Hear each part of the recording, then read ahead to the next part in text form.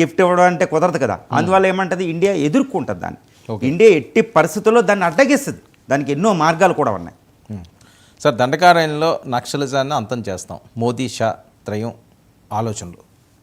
నక్సలైట్లుని అంతం చేసే ఈ అంశం మీద ప్రధానంగా ఎందుకు ఫోకస్ పడుతుంది? మొన్నదాకా ఉగ్రమూకలందరినీ కూడా తుదముట్టిస్తామంటున్నారు. ఇప్పుడు దండకారణ్యం మీద పడడానికి ప్రధాన కారణం ఒకటేనండి. ఇప్పుడు భారత్ పాక్ల యుద్ధానికంటే ముందే నక్సల్స్ ఆపరేషన్స్ కొనసాగుతున్నాయి. ఆపరేషన్ కగార్ అని, అంతకుముందు ప్రభుత్వం కూడా ఆపరేషన్ సల్వాజోడం, గ్రీన్ హంట్ అంటే కొనసాగించినాయి.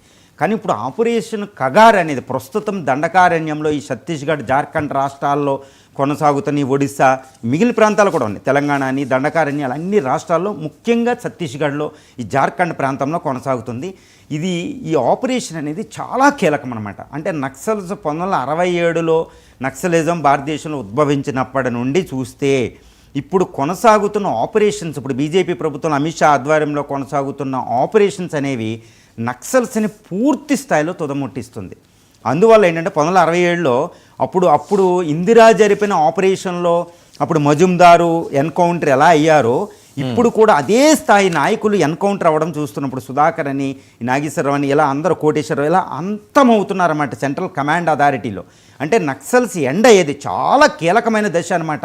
ఇది చాలా చాలా ముఖ్యమైన ఆపరేషన్. ఎందుకంటే నక్సలిజం అనేది it is on last leg, ఆఖరి అడుగు మీద ఉందనేది మనం భావించవచ్చు కూడా.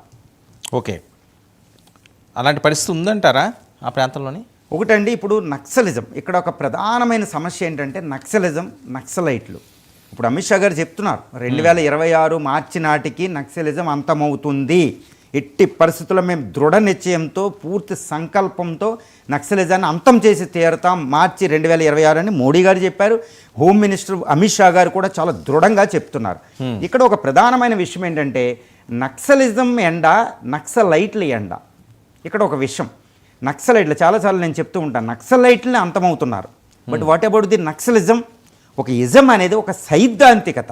అది లెనినిజం, మావోయిజం, కార్ల్ మార్క్స్, ఈ ముగ్గురు ప్రధానంగా వచ్చిన సైద్ధాంతిక, వాళ్ళ ఆధారంగా చేసుకుని ఒక సైద్ధాంతిక, ఒక ఐడియాలజీ పోవాలి. అంటే ఐడియాలజీ పుట్టుకు కారణమైంది పోవాలి.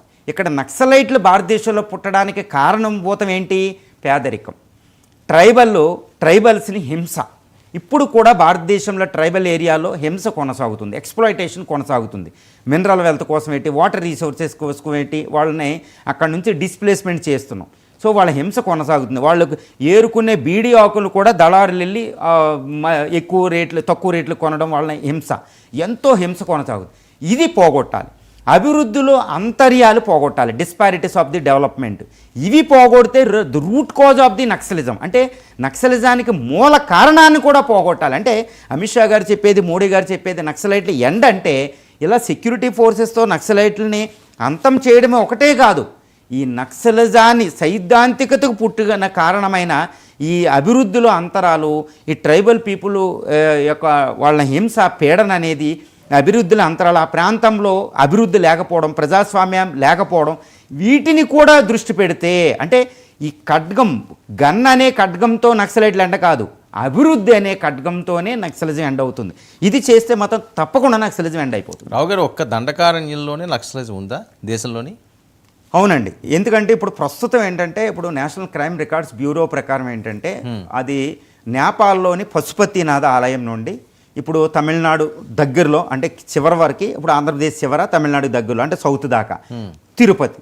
ఈ పశుపతి నేపాల్ నుంచి ఈ సౌత్ ఇండియాలో ఉన్న తిరుపతి, పశుపతి టు తిరుపతి, ఈ మధ్యలో ఉన్న ఎన్ని రాష్ట్రాల్లో చూడండి, యూపీ, బీహారు, అటు నేపాల్ నుంచి యూపీ, బీహారు, ఉత్తరాఖండ్, ఈ తర్వాత ముఖ్యంగా ఛత్తీస్గఢ్, జార్ఖండ్, వెస్ట్ బెంగాల్లో కొన్ని ప్రాంతాలు, ఒడిస్సా, తర్వాత ఆంధ్రప్రదేశ్, తెలంగాణ, కర్ణాటక, మహారాష్ట్ర, మధ్యప్రదేశ్, రాజస్థాన్, ఈ ప్రాంతం అంతా కలిపితే కింద తమిళనాడు, కోయంబత్తూరు వరకు ఉండేది నక్సలిజం ప్రభావిత ప్రాంతాలు, నక్సల్స్ ఇన్ఫెస్టెడ్ ఏరియాస్ అంటారు.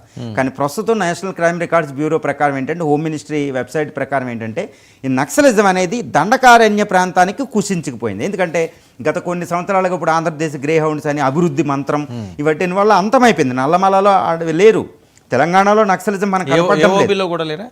ఏఓబి బోర్డర్ అంటే ఇప్పుడు దండకారణ్య దగ్గరికి వస్తున్నారు, ఛత్తీస్గఢ్, జార్ఖండ్, ఈ ప్రాంతానికి వస్తుంది. ఆ ప్రాంతంలో వీళ్ళందరూ ఉన్నారు. ఇప్పుడు అక్కడ దాన్ని చుట్టుముట్టి కొడుతున్నారు. అంటే దండకారణ్యంలో నక్సలిజం ఉంది, సుమారు అకార్డింగ్ టు కొన్ని క్యాలిక్యులేషన్స్ ఏంటంటే ఒక 20,000 మంది వరకు నక్సల్స్ ట్రైన్ అప్ నక్సలైట్లు ఉన్నారు. అందులో ఇప్పుడు 10,000 మంది ఎన్కౌంటర్ దగ్గర ఇరుక్కుని ఇంకో 10,000 అక్కడక్కడ అర్బన్ టెర్రరిజం అని ఇలా ఉండిపోతారు వాళ్ళు. అంటే ఆ సైద్ధాంతికత అక్కడ ఉండిపోతారు.